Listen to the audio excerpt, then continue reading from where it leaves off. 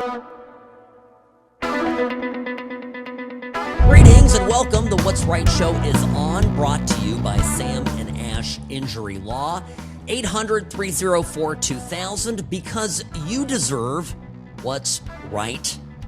Yes, speaking of lawyering, I saw a clip. Robbie, I sent it to you earlier. It's a lot of video and a lot of words. It's a long clip. I'm not going to necessarily play it here, but this is exactly what I have been saying about our society, and in particular about my profession for some time.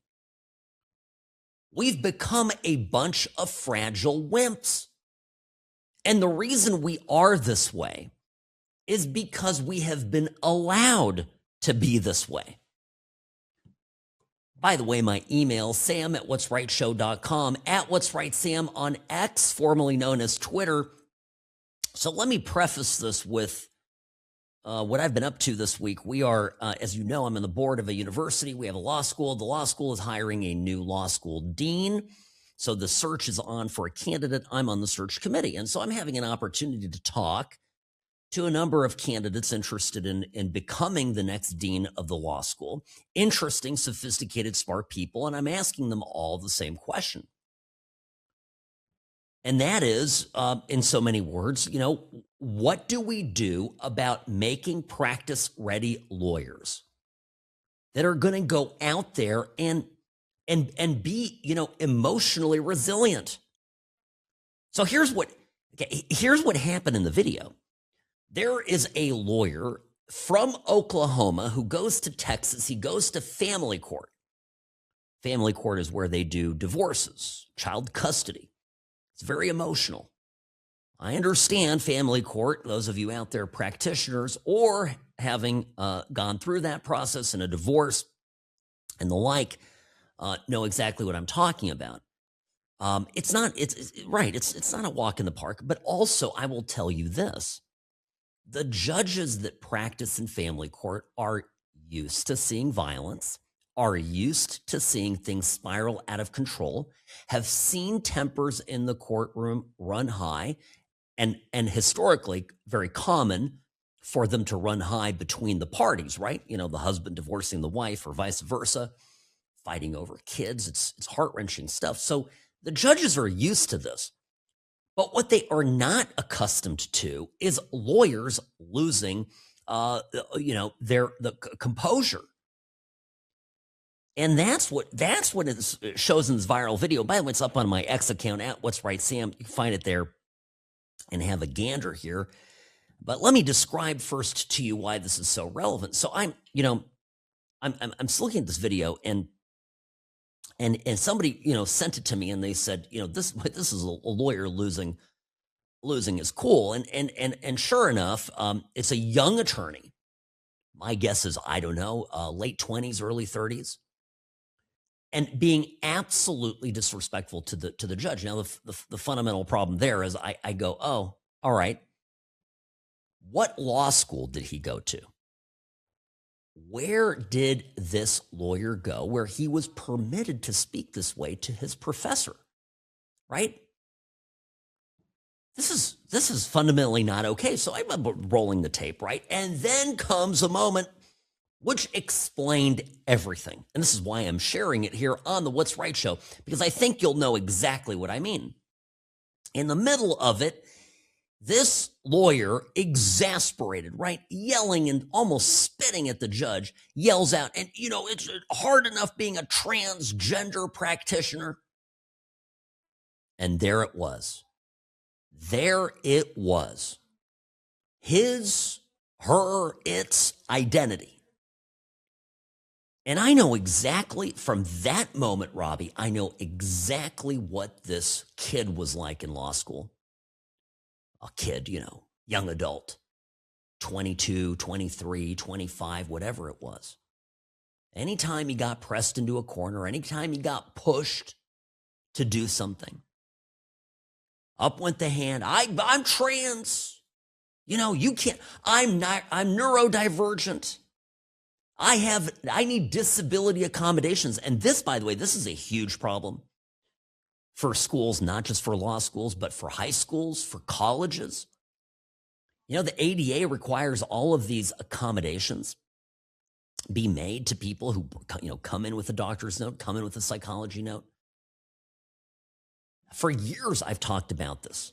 How when I went to law school, and it's been a year or 2 or 3 or 10, I went to law school and it was starting to be a big thing. I don't remember it when I started college coming out of high school in 1998, but by the time I took some time off, and I was about 10 years later to law school than I would have been had I stayed on a traditional track, meaning I entered law school at 31 instead of 21, 22. And in that decade, and this is, I know this because I lived it. In that decade, it all of a sudden became completely normal to get more time on exams, to get special in hours for exams that you weren't taking it, at the same stressful time. And by the way, in law school, side note, those of you who are not lawyers and have not gone through this, exams are extremely stressful because that is typically the only grade that you get for a class. So you attend classes, do the reading, do the work for the entire semester. And there's one exam at the end, just one, that determines what your grade is for the course. It's very, very nerve-wracking. And then, the state of California and the state of Nevada too, and other states give accommodations to these young lawyers to take tests for admission, bar exams. They give you extra time. You can be in a quiet room by yourself. You can, if you need to, if you need snacks, but if you're an ordinary test taker, it's like, for me, the California bar exam, I always talk about this, was like getting processed at a federal detention facility. It was not good. It was nasty. And getting through that test was brutal. Now, I'm proud that I passed it without any accommodation. I'm proud that I passed Nevada without any accommodation. I'm proud that I never asked for any extra time in school. And you'd be shocked to learn that, and I don't have the data for this because I don't think it quite exists. It ought to. But you would be surprised, maybe not, to learn that I have a mental note of the students that did this kind of stuff and took these liberties, whether they actually needed it or not, when they were in law school. And as I've been following their career trajectories, they haven't been good. Right? These are the lawyers that get into trouble. These are the lawyers that decide, right in the very beginning to not, take a client and then bail on them in the middle of the fight. This affects outcomes down the road, and why it matters to you as an individual is we have an entire society right now that, we focus on DEI, we focus on people being preferred for certain positions based on their biography. That's a polite way of putting it. Their skin color, where they grew up, all the stuff that really doesn't matter, that isn't merit-based. But there's another component that is even bigger and larger and more dangerous than DEI, and that is all of this volume of accommodation that is being given people, and presumably not just lawyers, but other professions that are important as well. And those people are not, if the education is supposed to ensure that they have a minimum level of competency, which isn't just knowledge, but is, performance under pressure, then they are graduating with the same credentials as other people, but with far less ability to do the job. And that's bad for American consumers. It's bad for our economy. It's a disaster, quite frankly. I know about law schools. I know a little bit about this because law school leaders I've seen this statistic over and over again. About 30% of students or more have some kind of academic accommodation. And the frustrating thing for the good professors who are trying to, teach these young future lawyers on how to be actual real practitioners and want to give them the ringer treatment, send them through some pressure to test if they can come out the other end, are prohibited from doing so. It is really a very frustrating and a very serious problem, right? I mean, I'll give you an example, right? Imagine that a doctor would say, I need an accommodation. In order to pass my boards, I need more time. But what happens when a surgeon working on a patient needs to complete a certain procedure in a certain period of time, or else the patient dies, bleeds out or whatever? How do we then go about expecting the professionals out there that are providing us life-saving care, and back to the subject of lawyers, providing us with bulletproof representation, saving our bacon when some bad person or persons come after us? What do we do when we can't rely on those professionals who have been put in that position of trust? It's nonsensical. And this sort of demented thinking, by the way, just go, there is a whole tree of this. By the way, I'll tell you, a second cousin of this, Robbie, is what happened after the Air Canada crash. So this was earlier in the week.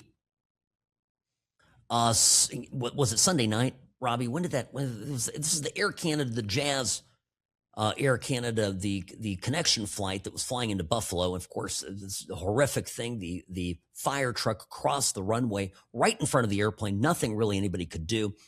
The air traffic controller said that he'd given the guy a go-ahead, and apparently probably air traffic control, also a transponder that maybe wasn't active on the truck. But in the aftermath, right, the CEO of Air Canada gives an apology. Did you hear about this? Gives the apology. And in the apology, he says it all in English. It's a video. And did you hear about the controversy in Canada? To the extent of controversy. Now I'm telling you, such a big controversy that Mark Carney, the prime minister, the top dog in Canada, comes out with a criticism about this. You know what the criticism was? The criticism was that the English-speaking CEO of Air Canada did not also give his condolences in French. That feelings were hurt. Well, here's Carney's comments. I'm not making this up. We live, as I just said, in a bilingual country. We proudly live in a bilingual country. And companies like Air Canada particularly have a responsibility to always communicate in both official languages, regardless of the situation. I'm very disappointed in, as others are, rightly so, in this unilingual message of the CEO of Air Canada. It doesn't matter the circumstance, but particularly in these circumstances, a lack of judgment and lack of compassion. As you know, the Committee of Official Languages has summoned the CEO to appear before it. I will follow his comments closely, and comments which I would expect in due course from the Board of Directors. Well, look, by the way, I had to play it so you'd believe me. There's an official languages commission in Canada, and they've summoned the Air Canada CEO. His name is Michael Rousseau, which is a French name, by the way. Fun fact, to the capital to answer for his crimes. His crimes where he clearly lacks compassion. Now, listen, as a human being, okay, as a human being, I like the idea of compassion. I don't think that we as people ought to be sociopathic. I think we ought to treat one another with kindness wherever possible. But the problem with institutionalized empathy is that it absolutely rots the system from within. Because when you prioritize empathy, look at this. There's a lot going on. 2 people are dead. 2 pilots are dead. There's an investigation. Air Canada not to blame for this. Devastating to the airline, devastating to everybody that was on the plane, devastating to the country. Okay, here's me being compassionate as a person, right? I have a lot of compassion for everybody involved in this horrific and significant aviation accident. Is compassion the priority here? Does it require a state response? And is this just levels of obsequiousness to a rabid, foaming at the mouth minority group in France, aka les Québécois? That's French for the Québécois, right? People from Quebec who are just nuts. This is right.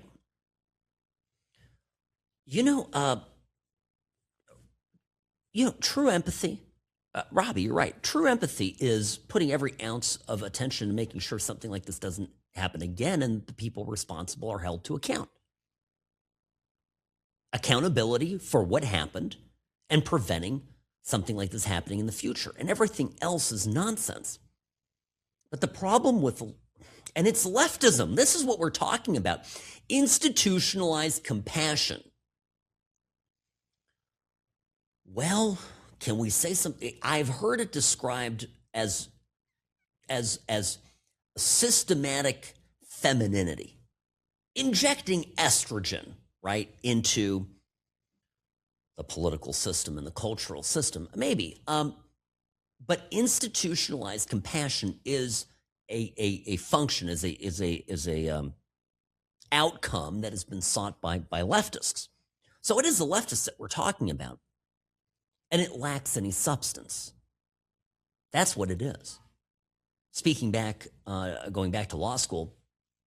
So I'm in a meeting earlier today, and there's a guy there, a very qualified candidate. I raise my hand, and I bring up the video that I saw. I said, hey, this thing's going viral. This person, what are we going to do? What would you do on day one to make, to have students be more resilient, right? Funnier part of that, Robbie, is that my absolute toughest, and I loved him for it, former federal prosecutor. He graduated top of his class in Harvard, put away mobsters in Chicago. His name is Larry Rosenthal, sitting behind me. My crim law professor, boy, he starts laughing. He goes, "Who might you?" Because I said, I had one or two professors here back in my day who knew how to get this out of students, right? He starts laughing. Who could you be talking about, Sam? Well, he knows. But the thing is, if you really talk to the professors and the teachers out there, many of you that listen to this program are teachers. And you know how difficult it's been in the last little bit to even discipline kids in classrooms. And every person preventing that discipline from happening, every bit of the system, if we want to talk about systematic, here we go. The system that prevents teachers from being able to hold students accountable, all of that has to go.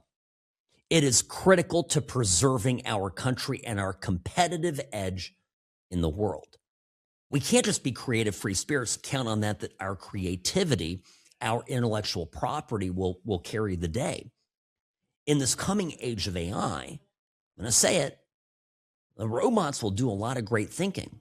The question is, what will we as human beings be able to execute on? And execution, delivery of results, is not for the weak or for the faint of heart.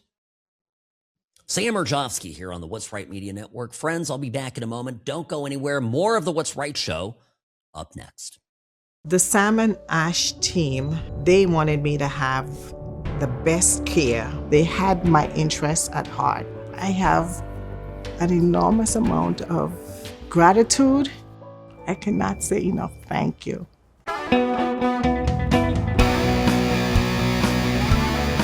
Hi, welcome back. Sam Urjovsky here on the What's Right Media Network. Friends, welcome to the program, Sam and Ash.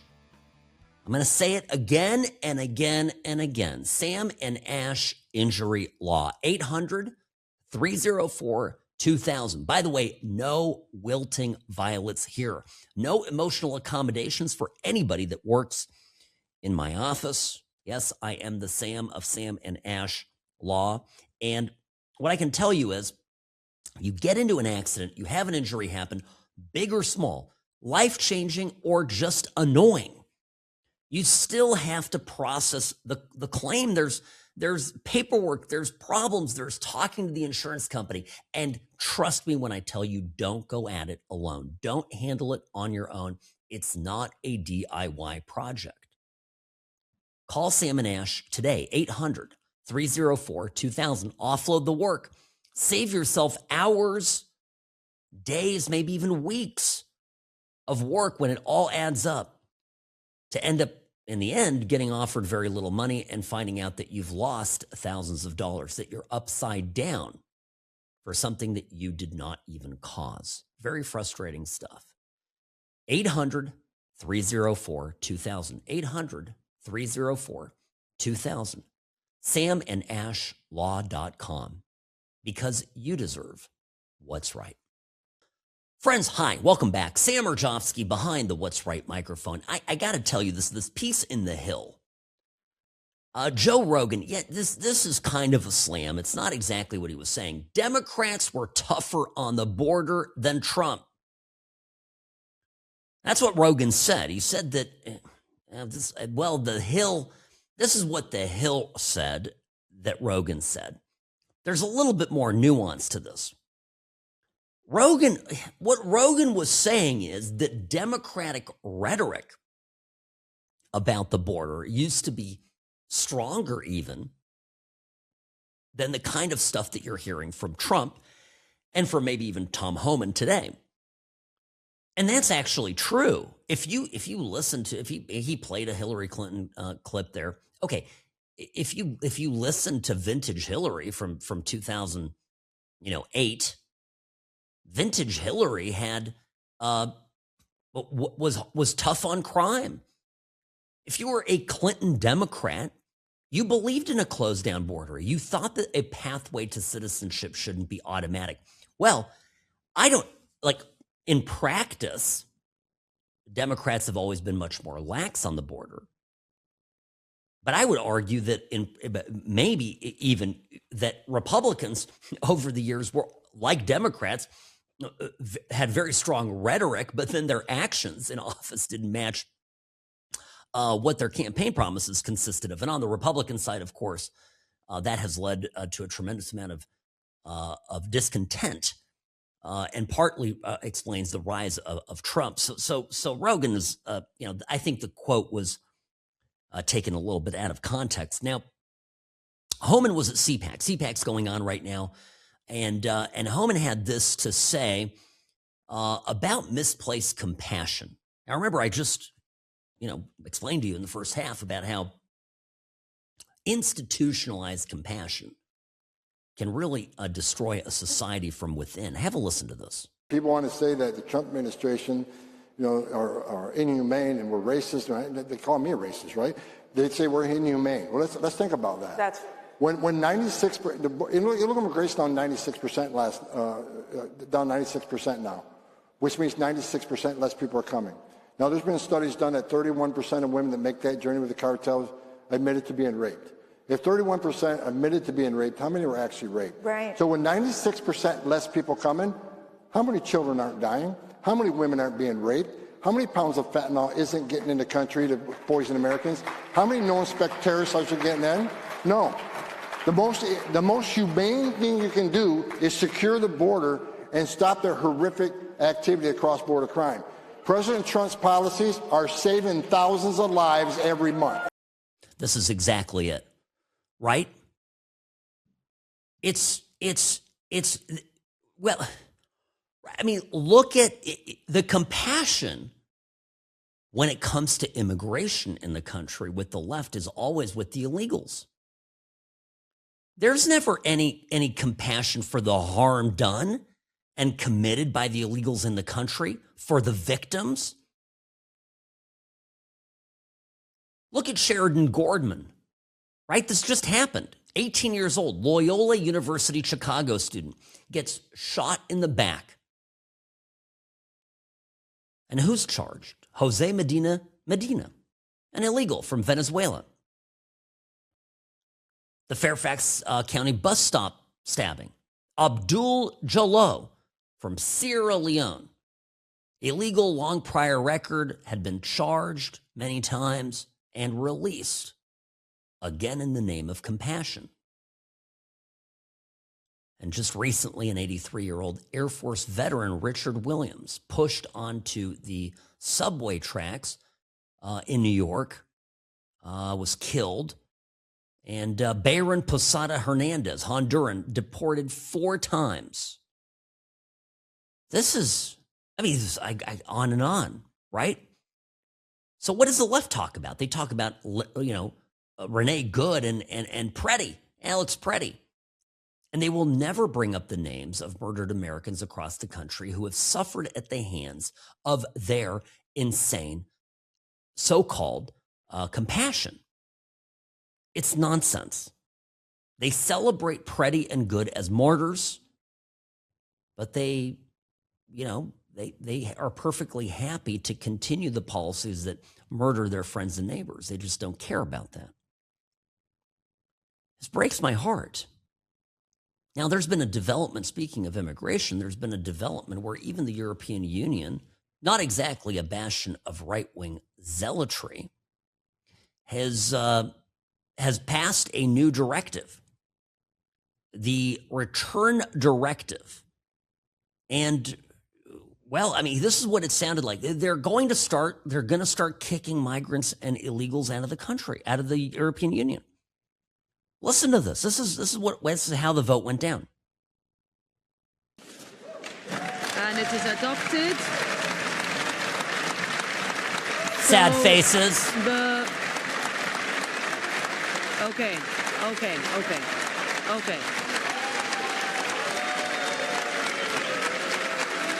We have many votes to go through, guys.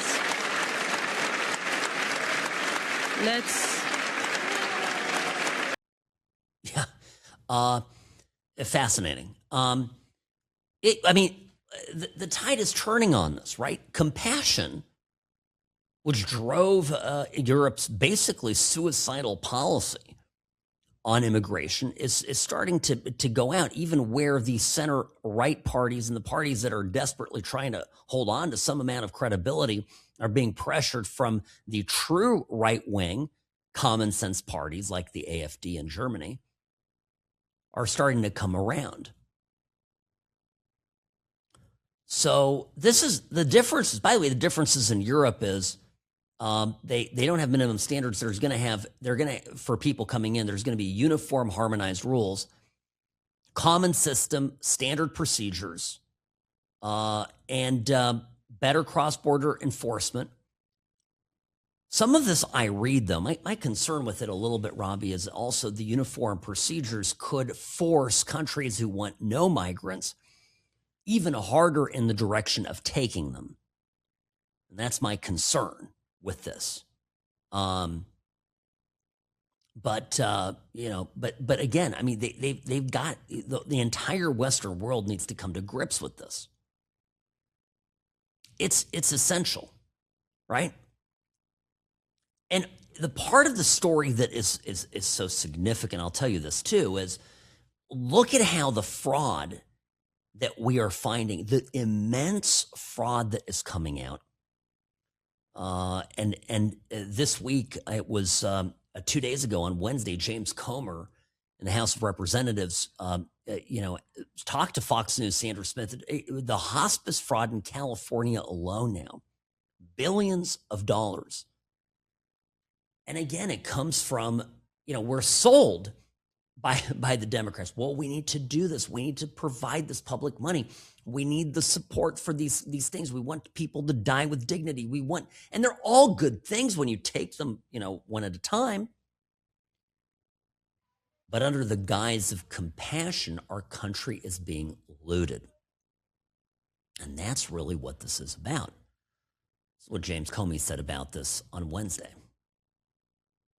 A state audit just came out and confirmed that there's at least $3.5 billion in hospice fraud, primarily in one county, Los Angeles County in California. That $3.5 billion price tag represents over 10% of the total bill for the federal government for hospice in all 50 states, in every city and every state in America. So the red flags are there that there was rampant fraud.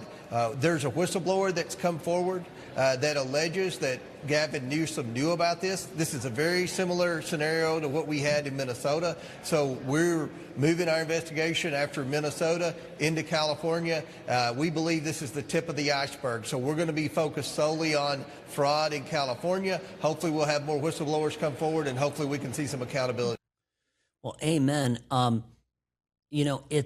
It's to me, I think it's evidently clear that this was on the radar of top elected officials, both in Minnesota and certainly in California. But it went even higher than that.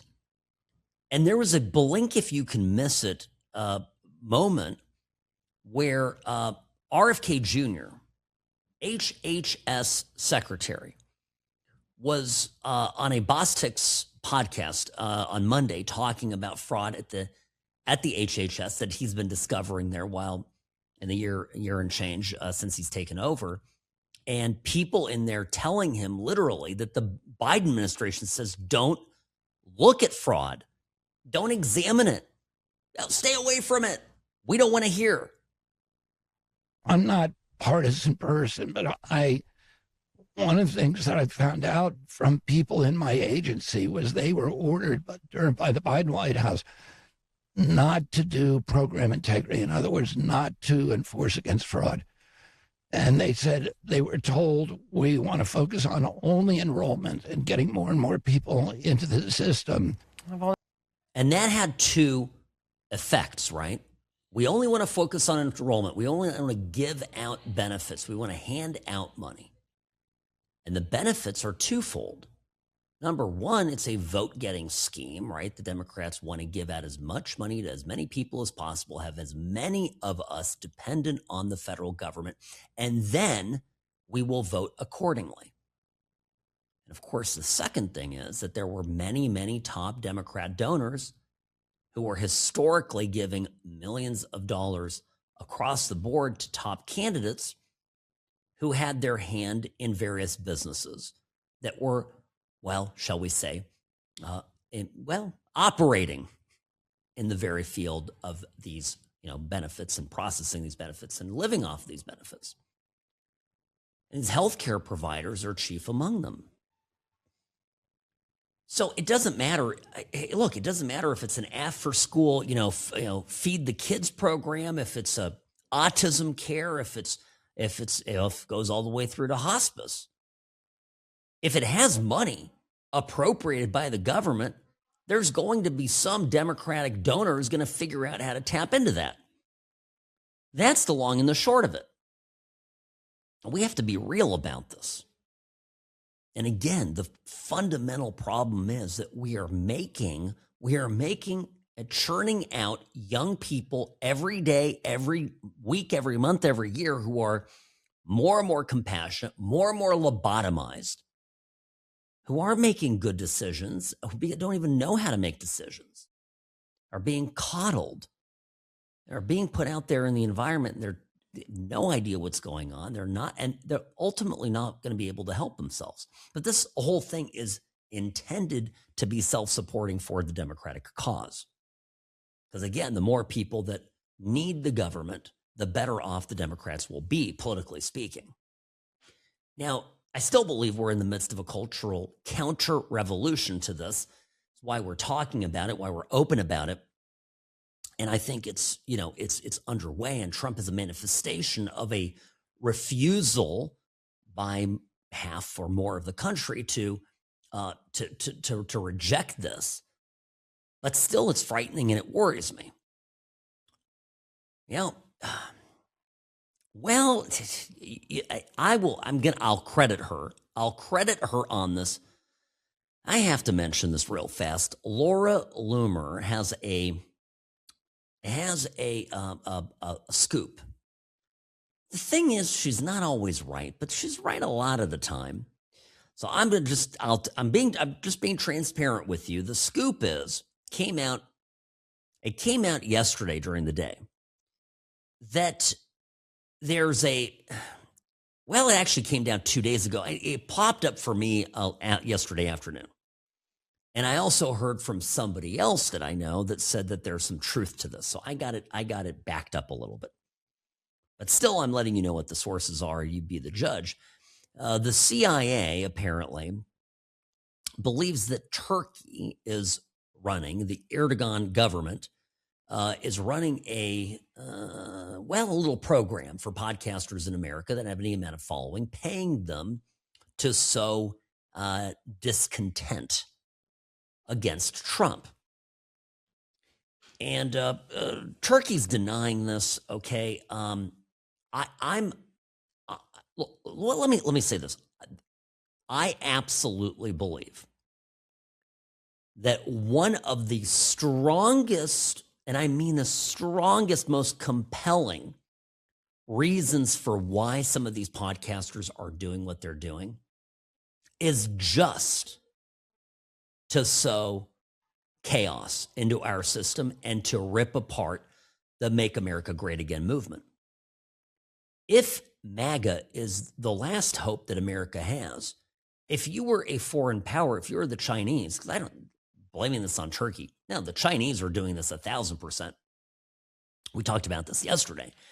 If you're a foreign adversary of the U.S., wouldn't you want to try to sabotage Trump's political movement here at home? Wouldn't you use our strengths, our freeness, an open society, First Amendment rights? Wouldn't you use that against us? And of course they do. I mean, I don't even like talking about her, but I guess Candace Owens went on her show yesterday and started Nick Shirley. She started slamming Nick Shirley. She said that the fraud that Nick Shirley is finding in California isn't real. I'm paraphrasing. I mean, what? Even Tim Pool at that point goes, "Yeah, I think this is an op." Yeah, Tim, you think? Maybe. Quite possibly an op, right? And to everybody who has any experience with real life, Trump remains the best guy out there. In fact, Trump was joking that after he's done, with the presidency in the U.S., that maybe they'll have him down in Venezuela. Did you hear this? Absolutely hilarious.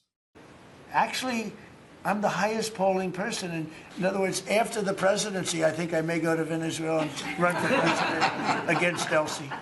I may run against Elsie. It's an option. No, they like me in Venezuela, but it's an option for me. It's a wonderful option. Yes. I guess that's a different kind of regime change than any of us had in mind, but that's classic Trump, right? Trump is popular, and by the way, this is this kind of sabotage right now at such a critical moment deserves to be pointed out. And I had somebody. You occasionally get an email from someone who will say, "Stop talking about all these other people." And the problem is that the voices out there are very fragmented. And once upon a time, it was just Rush, and a handful of other, hangers-on or local market people, but really nobody nationally that had any was anywhere close to as prominent as Rush's voice was. And he was so common sense and so, legitimate in his approach to problems. We have no such legitimacy right now. We really don't. There isn't a voice out there that is, that has 70, 80% of the market and speaks with confidence and with discernment. So, now we've got a bunch of bozo clowns, and Tucker forfeited this crown in a very major way by going off in the deep end. It could have been him, but it certainly doesn't seem to be the case now. So this stuff is on my mind. I'll continue talking about it. It might seem that the fragility component is a cultural component, but there's more to it, right? It's not cultural, all cultural. It's political too. And we can't ignore that. All right, friends, like that, the show's over. And it was weekend. Time for the weekend. Happy Friday. I'll see you on Monday. Stay safe out there. Be strong. Sam Rajovsky on the What's Right Media Network. Sam at what'srightshow.com. At What's Right Sam on X, formerly known as Twitter. And the podcast. Grab the podcast if you can. What's Right Show